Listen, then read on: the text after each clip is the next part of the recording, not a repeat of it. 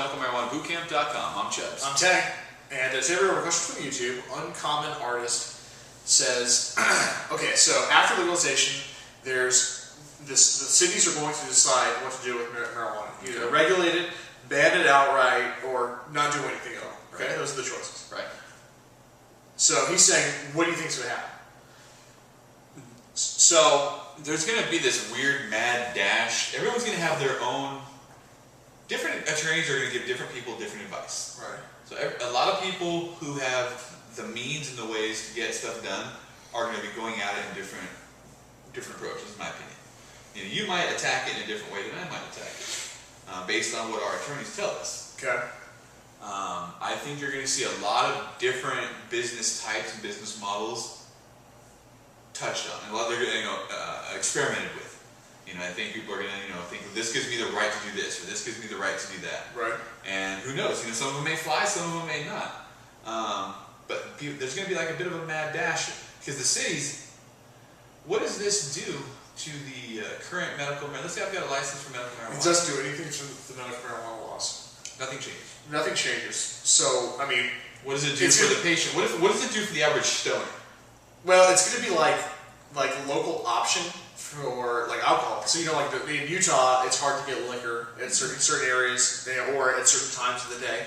Right. So it's probably going to be like that in certain counties. So let's say the city of Dana Point says you can only buy pot from before 8 p.m. Something Where do you buy it? They can regulate that too. They can say, well, you can only buy pot from 4 dispensaries or 1 dispensary or from no dispensaries. Are they called dispensaries? They can use whatever nomenclature they want. But that's the terminology that's kind of emerging right now. Nomenclature, he said. It's kind of weird because some, like San Diego's probably gonna regulate it and keep it, legal. Some cities like Newport Beach, what about north? Up north, I can see them regulating it heavily, keeping it, but regulating it heavily. To some degree, it's already quote unquote legalized. In some areas up north, well, not really. It's medicalized. Right? Yeah, I guess that's a better term. But so what's going to happen? Okay, so here's the thing: we're going to need to have good legislation to give to the city councils after legalization happens. Okay. That says, here's how you regulate dispensaries the most effective way. We're going to have that through DIY democracy, right?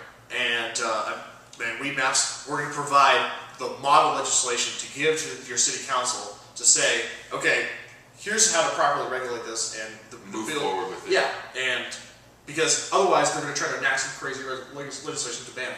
But we have some sensible stuff. Anyway, let's say it does get all passed. Everything's legal. Yeah. There are a dozen pot shops in each town, each city. Do you see it getting out of control?